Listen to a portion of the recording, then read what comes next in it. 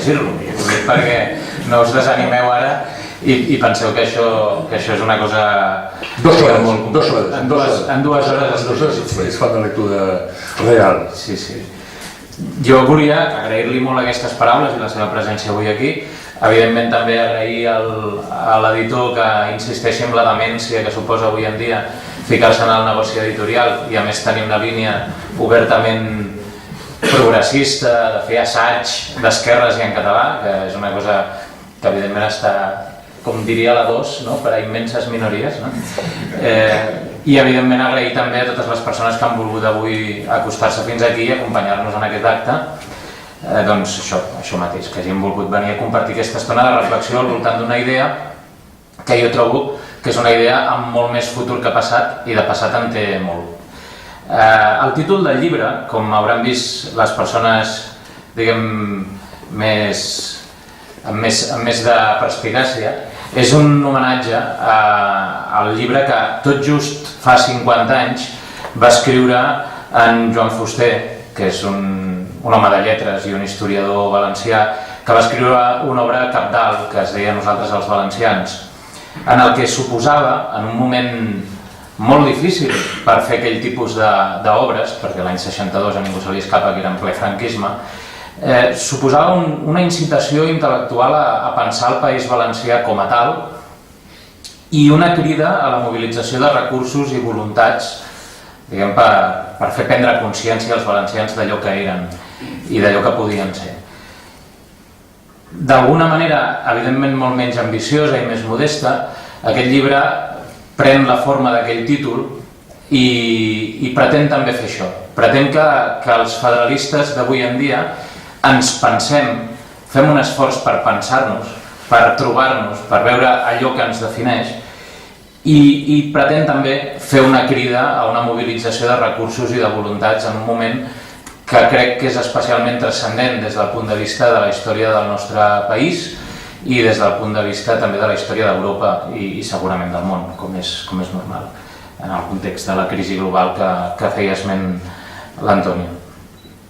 En paràfrasi del propi Fuster, jo vull dir que és un llibre, aquest i tots els que s'hagin d'escriure sobre federalisme, que feia falta i algú l'havia d'escriure. Jo probablement hagués preferit llegir-lo que haver-lo d'escriure, perquè, com diu l'editor, amb unes dots de màrqueting tremendes, soc un autonovell i per tant, segurament hagués preferit llegir-lo de moltíssima gent que té moltes coses a dir sobre això i que porta molt temps pensant-hi. Malgrat tot, jo el que he sabut fer és un pamflet, un manual de combat. Jo li dono la càrrega positiva a la paraula pamflet perquè durant molt de temps els pamflets han estat això, llibres per tirar-se'ls pel cap i per obrir més que cranis algunes consciències i obrir alguns llums i vaja, intenta contribuir a fer això en el marc d'un debat que s'està polaritzant enormement. I en el qual jo crec que les altres veus tenim tot el dret i sobretot tot el deure d'intentar fer-nos sentir, dir la nostra, aixecar el dit i dir que tenim algunes idees pròpies sobre tot això. L'Antonio ho explicava i jo crec que és la tesi principal del llibre, que és que el federalisme és sobretot i abans que res un principi d'organització social i només com a derivat d'això és també una determinada manera d'organitzar política i administrativament un estat, que evidentment és molt important i té molta importància en la pràctica i té molta importància en el debat que estem tenint actualment, però sobretot i abans que res és aquest principi d'organització social, que per resumir-ho moltíssim, i em perdó tots els teòrics que han dedicat tractats a això, consisteix bàsicament en concebre la societat com un conjunt d'individus lliures que decideixen associar-se per al progrés i el benestar comú, que decideixen construir els espais comuns a base de cedir una part de la pròpia llibertat per generar aquest espai a partir del qual és possible construir una societat. Evidentment conservant la major part de la seva llibertat i per tant reservant-se també la possibilitat de fer i desfer els vincles amb total llibertat, com tots aspirem a fer al llarg de la nostra vida, i com una societat ha d'aspirar que cadascun dels seus integrants pugui fer. Després segurament podré tornar sobre aquesta idea, però la vull deixar apuntada aquí. Això és com nosaltres concebem els federalistes, com concebem que hauria d'estar constituïda la societat mateixa, com cadascun de nosaltres establim vincles amb els altres, no només per determinar com farem unes lleis, sinó també per determinar com cooperarem per produir, com cooperarem per fer esport, perquè per alguna cosa es diu que els esportistes es federen, quan decideixen posar en comú coses per poder fer esport, i com decidim també associar-nos per aprendre, com la quantitat d'associacions que hi ha de caire cultural i divulgatiu, de ciència, de literatura, del que sigui. I com a derivada d'això, evidentment, doncs hi ha la qüestió de l'Estat. Però concebre-ho només com una determinada forma d'organitzar un Estat i pensar que el federalisme és només com està organitzat Alemanya i comparar-ho amb com està organitzat Canadà és interessantíssim, però és una visió molt limitadora, molt parcial del que és el federalisme. De fet, el que proposo és que el desenvolupament de la lògica federal de la manera més coherent possible porta a pensar que el federalisme és sobretot una reflexió sobre l'origen i l'exercici del poder. I com és això, no es limita a reflexionar sobre l'origen i l'exercici del poder formal, per dir-ho així. Potser en la seva expressió més primitiva, el federalisme de fa més de 200 anys, potser tenia algun element d'això, però el federalisme del que nosaltres som hereus, el que hem rebut, el que hem continuat i sobretot el que aspirem a desenvolupar és el federalisme social, el federalisme que també es pregunta per l'origen i l'exercici del poder material, de com està materialment constituïda una societat. Per tant, pensar com es distribueix el poder, des d'on, pensar la societat tota com s'organitza, és a dir, ja ho he dit abans, la producció, la distribució de la riquesa. Per això dèiem que el federalisme és sobretot un principi d'organització social. Necessito aquí fer una petita digressió per explicar això de l'origen del poder i per què és important.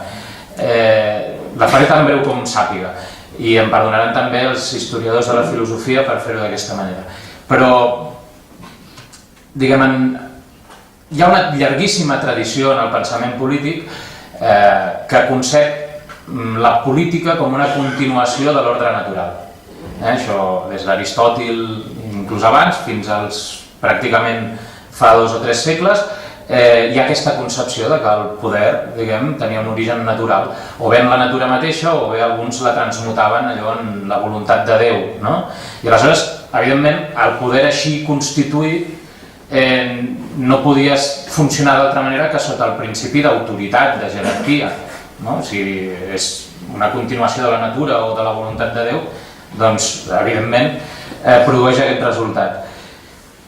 Més endavant, i fent un salt de moltíssims anys, hi ha una sèrie de pensadors, des de Hug, Grotius fins a Hobbes, Locke i sobretot Rousseau, que parlen del contracte social.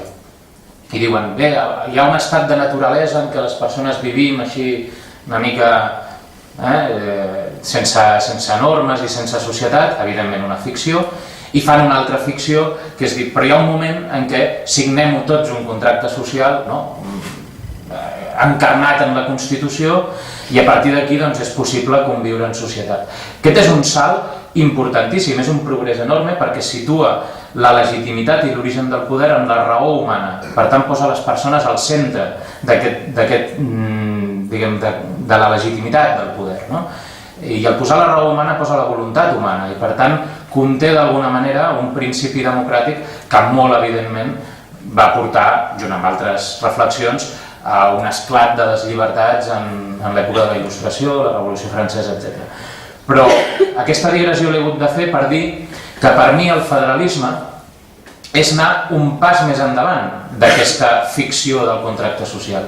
El federalisme, i sobretot el federalisme social, és el contracte social concret que cada persona concreta, realment existent, estableix amb els seus conciutadans en un lloc i en un moment determinat i que a més pot evolucionar, perquè és un pacte constant, es va refent, es va treballant, té un caràcter dinàmic.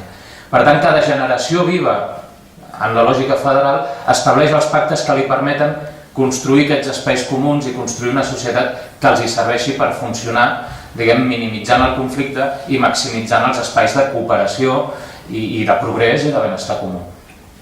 Per això és superador de les tradicions anteriors, perquè no només centra l'origen i la legitimitat del poder en la raó humana, en la persona, sinó que deixa de fer una ficció i passa a ser una concreció, una realitat, no? Cada persona fa aquest pacte. I això és important perquè, concebut d'aquesta manera, el federalisme, com és una qüestió de lliure associació per cooperar, porta en si mateix el ferment d'una democràcia radical. Ho vull subratllar. El federalisme és intrínsecament incompatible amb la dominació, amb la subordinació, amb la jerarquia. Conté, per tant, aquest principi de democràcia radical, fet entre iguals, per cooperar, no només per tolerar-se i juxtaposar-se els uns als altres, sinó per cooperar, per construir alguna cosa més. El federalisme fa que la suma d'un individu més l'altre sigui quelcom més que 1 més 1 més 1. En fa alguna cosa més. I com és el ferment d'una democràcia radical, és també el ferment d'una justícia social autèntica. Perquè no m'aturaré especialment amb aquesta idea, perquè alguns d'aquí m'heu sentit més d'una vegada i no vull que em tireu pedres ni tomàquets ni ous. La democràcia no és tal si no té un programa social igualador, si no té un projecte emancipador. Ho deia Franklin Delano Roosevelt, ho podeu llegir en un dels llibres que tenen aquí fora també aquesta editorial, deia: l'home necessitat, i la dona, evidentment, no és un home lliure. Per tant, la democràcia necessita que tots siguem igualment lliures, i per ser igualment lliures necessitem determinades condicions materials en què aquesta llibertat es pugui realitzar.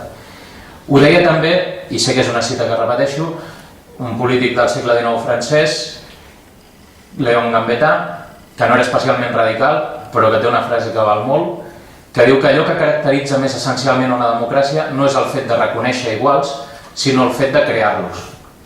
I això és molt important retenir-ho. Doncs com una democràcia és això, i el federalisme porta aquest ferment d'una democràcia radical, també porta el ferment d'una justícia social, d'una igualtat material, d'una tendència a la igualtat material. I per això a les esquerres li ha semblat sempre el federalisme una idea tan interessant i tan pròpia. Per això la té tan incorporada en el nucli més, diguem, intern de les conviccions sobre com hauria de ser el món, com hauria de ser la societat. I no és una qüestió que sigui una tradició comuna només del socialisme democràtic, ni molt menys, ni molt menys. És una tradició del pensament llibertari, és una tradició de tot el pensament socialista en un sentit ampli, dels comunistes també. Ha estat una tradició molt arrelada a Catalunya, des del republicanisme i el federalisme allò de la Vila de Gràcia i del Poblenou i d'Hostafrancs, etc., fins, evidentment passant per als grans clàssics que sempre citem les esquerres catalanes, Valentí Almirall, Pi Margall, etc. Però aquesta tradició ha estat continuada fins avui.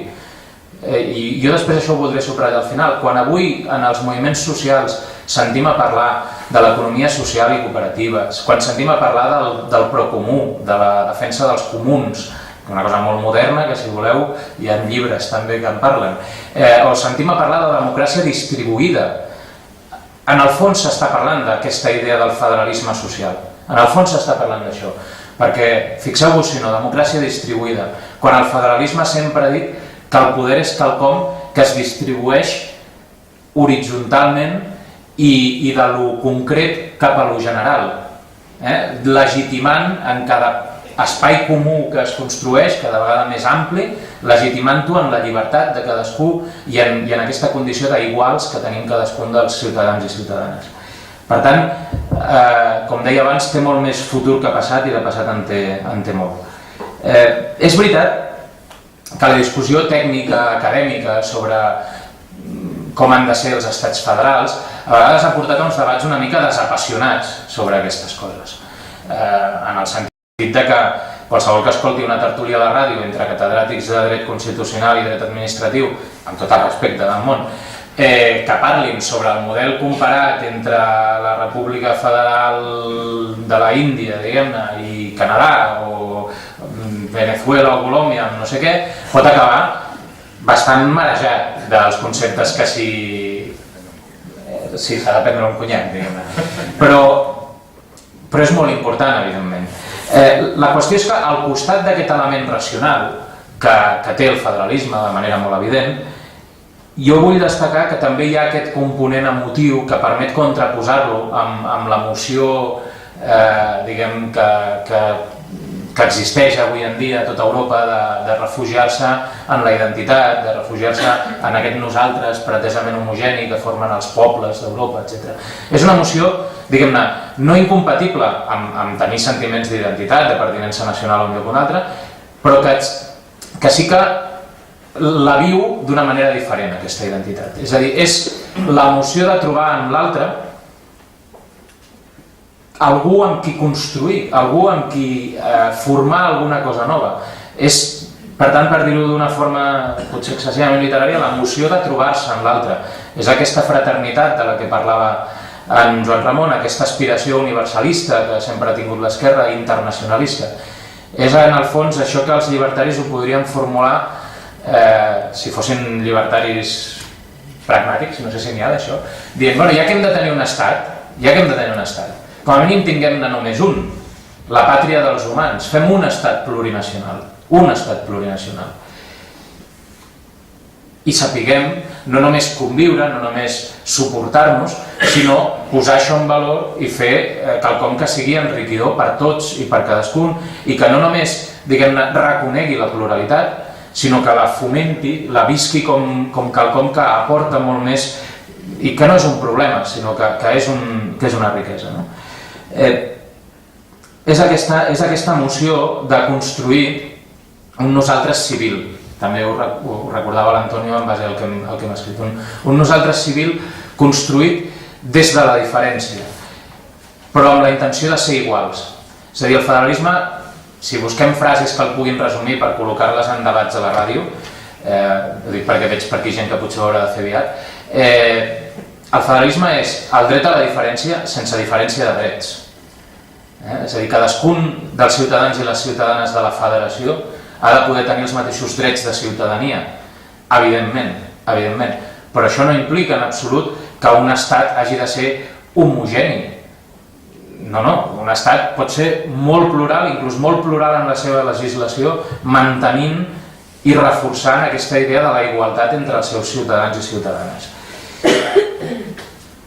De fet, abans ho deia, aquest federalisme, aquesta idea del federalisme que ens ha emocionat, està molt arrelada en la nostra tradició, en la tradició de les esquerres i en la tradició catalana. Per la federació es van aixecar les barricades de la Comuna de París, per la federació, per aquesta idea de la federació social. Per la federació també es van aixecar les barricades a la Vila de Gràcia cada 2 per 3, perquè els agrada bastant fer-ho.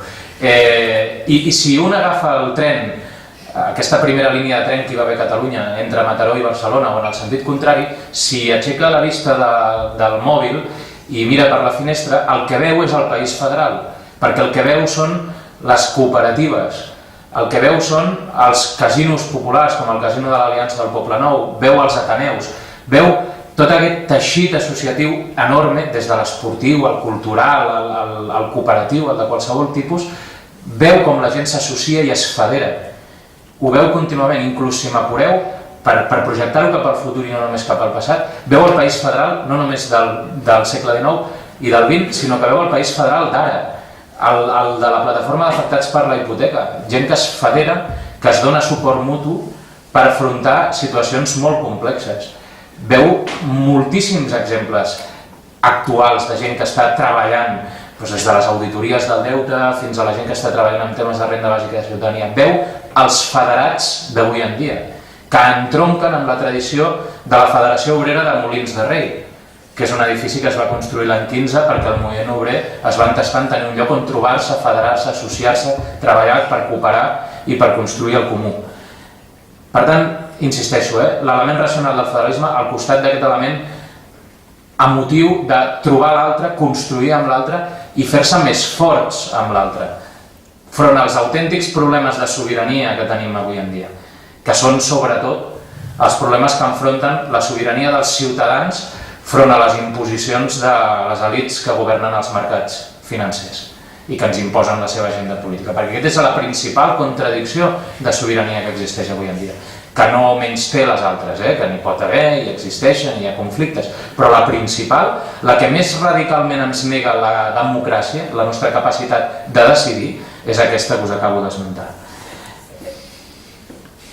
Bé, això ens portaria a parlar de la situació actual, la que vivim en aquest país. I vivim aquest debat que us deia, en el que tot s'està polaritzant i costa fer sentir les veus federalistes tant a Catalunya com a la resta d'Espanya. I per això, en part, se'ns diu aquí, en els federalistes, que és que no tenim companys, no tenim aliats més enllà del Segre i de l'Ebre. Jo vull fer diverses afirmacions respecte a això, molt breus totes i cadascuna d'elles. La primera, és radicalment mentida, punt.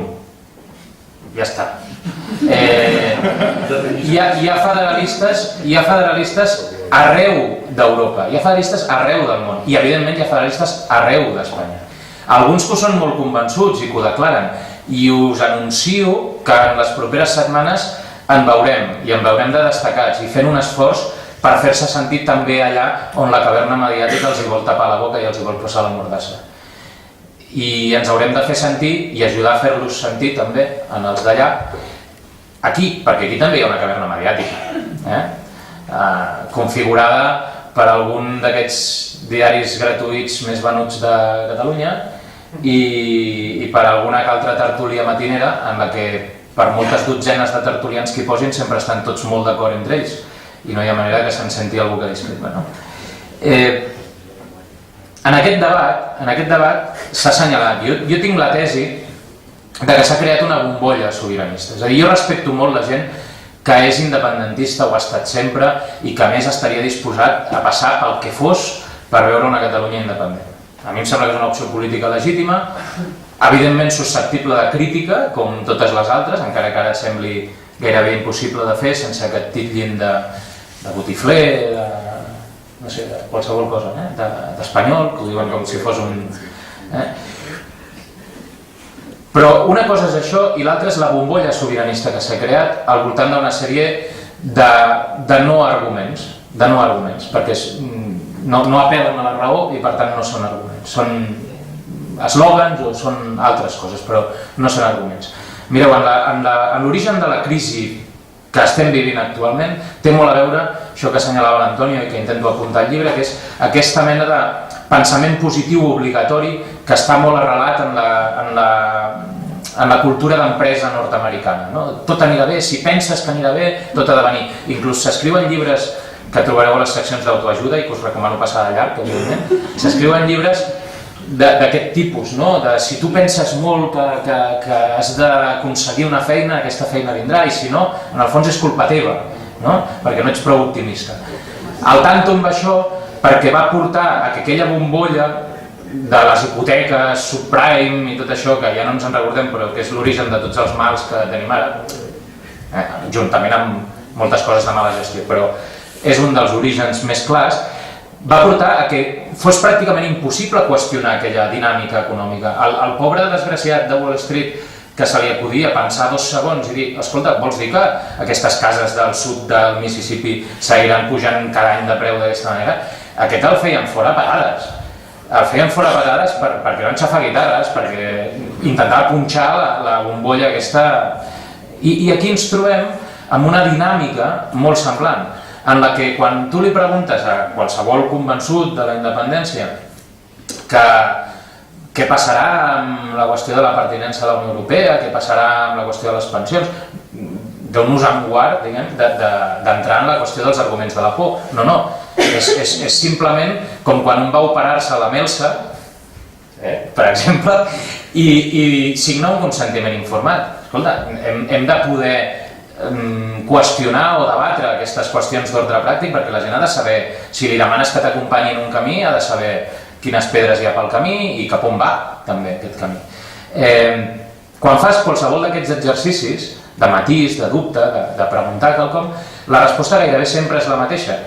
O bé et despatxen d'entrada com un poc català, poc patriota, o bé el que fan és dir, quan s'esforcen més, dir això ens ho hem de donar. I et quedes com dient, bueno, potser sí, però i per què? És a dir, quin al·licient, diguem, té Espanya per signar un conveni sobre seguretat social amb el nou estat català i pagar les pensions de la gent que ha estat cotitzant a la Caixa Única de la Seguretat Social Espanyola? Té un al·licient relativament baix, perquè ja sabeu que quan un se'n va de casa donant un cop de porta, doncs, vaja, és complicat això de recuperar tots els discos, no? Però vaja, per distendir una mica també, però em sembla que és important que siguem conscients que aquesta bombolla s'està generant. I tornant a ser una mica més seriós, el problema és que aquests pensaments positius i aquests optimismes obligatoris han estat sempre al llarg de la història mecanismes molt eficaços de control social. Com demostra el cas dels Estats Units, una societat dividida entre winners, molt poquets, i losers, i com demostra, losers per culpa seva, evidentment, perquè no són prou optimistes, no són prou positius, però com demostra també la cartelleria de la Unió Soviètica, amb aquests obrers somrients, aquest optimisme obligatori de que l'any que ve sempre produiríem moltes més tones d'acer que en l'any anterior. Per tant, simplement aquí una bandereta d'alerta sobre aquesta qüestió de l'optimisme obligatori. S'ha dit, i no em vull estendre, sobre la qüestió que jo considero que aquests independentistes que s'hi han convertit ara per una qüestió d'ordre pràctic, perquè creuen que és la drecera per arribar a una major llibertat, una major qualitat democràtica, una major justícia social, jo, per no explicar tot el que hi ha al llibre i que l'hagueu de comprar i aquest senyor pugui viure, doncs diré que allà apunto alguns arguments que intenten desmuntar-ho, que intenten desmuntar aquests arguments, perquè em sembla un excés de confiança pensar que la independència per se ens portarà un millor codi penal. En els que pensin això, ho dic perquè recentment pel Twitter hi havia algú que m'interpel·lava amb les reformes que proposen el Fernández Díaz i el Gallardón, m'interpel·lava i em deia això en una Catalunya independent no passaria. I em venien ganes de contestar simplement, coneixes en Felip Puig? Perquè, diguem, la majoria de propostes que portava el Fernández Díaz amb la seva reforma del Codi Penal havien estat anticipades pel senyor Felip Puig. És a dir, no garanteix per se una millora en aquestes qüestions. I és més, en l'actual correlació de forces, amb l'actual hegemonia que evidentment ens entestem en esberlar, doncs jo crec que és força clar que no seria necessàriament una república social la república catalana. De fet, segons el senyor Mas, potser no seria ni una república, deu estar pensant en la Commonwealth, o potser està pensant en que la senyora Ferrusola pugui fer de reina mare, no ho sé. Però no seria una república social. Segurament, amb el context actual i amb la correlació de forces actual, seria la república de les 400 famílies de les que parlava el senyor Millet. I això sí que sí, ens hi hem d'oposar de totes. Perquè el federalisme tindria ple sentit inclús en una Catalunya hipotèticament independent. I vaig acabant, que em fan senyals des del fons de la sala amb tota la raó del món, per dir que el que cal és dues coses. Un programa federal i un moviment federal que generi una cultura federal. El programa federal, de la manera més immediata, passa, evidentment, per una reforma de la Constitució. Per una reforma de la Constitució, també deixo el catàleg de mesures per qui vulgui fullejar el llibre, una reforma de la Constitució que s'ha de fer per tres coses. Per la transformació de l'Estat en un Estat plenament federal que reconegui el seu caràcter plurinacional, plurilingüístic i que a més arregli algunes de les coses que no van quedar ben arreglades en quant als poders de l'Estat i la justícia, per exemple, en la transició i en el temps, diguem, de construcció de la democràcia que hem tingut fins ara. Per tant, una reforma per la federació, però també una reforma per l'aprofundiment democràtic, per convertir l'estat federal nou en una democràcia avançada, en una democràcia de qualitat, que això permetria connectar amb molta gent, també ho ha avançat l'Antonio, amb molta gent que més enllà de les fronteres catalanes també desitja que es produeixi aquesta regeneració democràtica de l'Estat i d'Europa. Perquè en aquesta crisi s'han posat molt de relleu les contradiccions que existeixen des d'aquest punt de vista, i com els ciutadans no acabem de ser del tot ciutadans plenament sobirans. Aquesta és una altra idea que vull apuntar. Un estat sobirà és una pamema si els seus ciutadans no són plenament sobirans, si no són plenament lliures i si no són iguals. Per tant, per la federació, per la democràcia i també per recuperar el programa social d'aquella Constitució de l'any 78, que llegida avui en dia sembla gairebé el manifest comunista, si on es llegeix l'articulat, perquè té un contingut social. El que passa és que ha estat ajornat, ha estat negat, ha estat laminat, sobretot en els darrers anys, deconstruït, dirien els moderns. Però el que cal és tornar-lo a posar en primer pla, i entendre que, entre altres coses, per no estendre'm més, l'economia és sobretot una cosa que va de persones i només després de xifres i eficàcia i aquestes coses. Evidentment, les xifres, l'eficàcia i tal han d'estar al servei de les persones i per tant s'han de fer bé, però primer i abans que res és una qüestió de relacions entre persones i per tant, com deia, la reforma per la federació, per la democràcia, per la justícia social, per aquest programa social de la democràcia.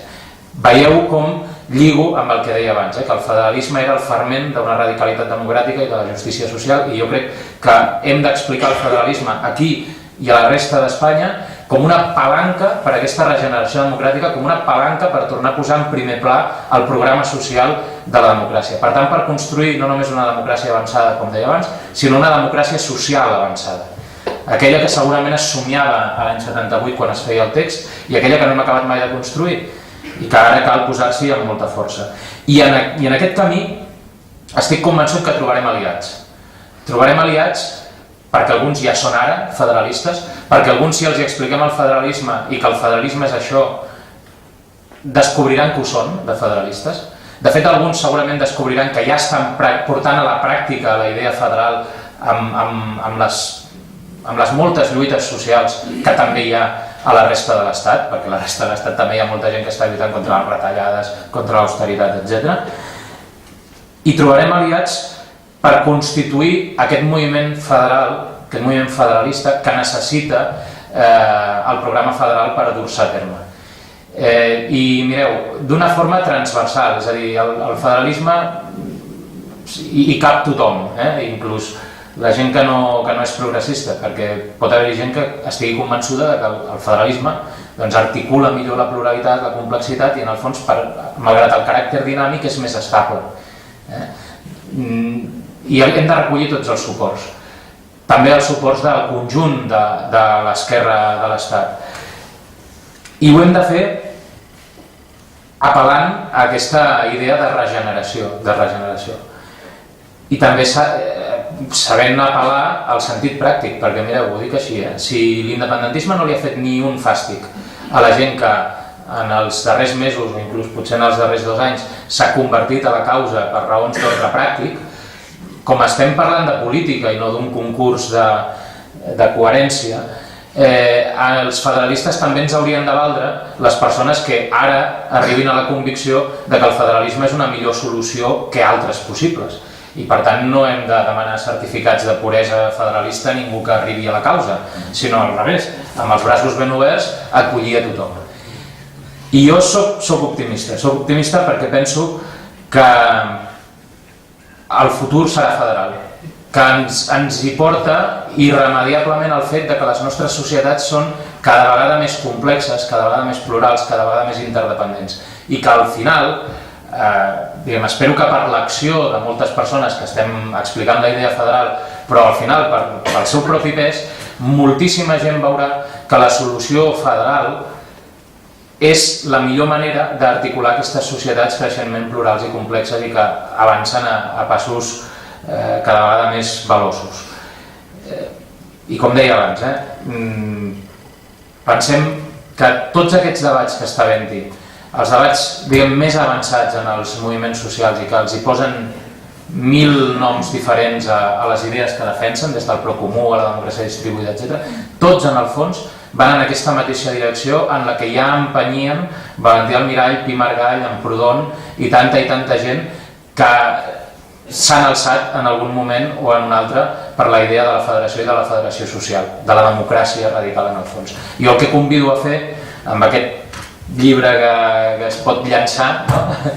és constituir-nos des de ja en agents d'aquesta gran corrent federal que ha de canviar aquest país. Fer-ho des d'allà perquè el futur passa per aquí i quan abans comencem a fer-lo menys temps haurem de patir les bestieses que estem sentint en aquest debat. Moltes gràcies.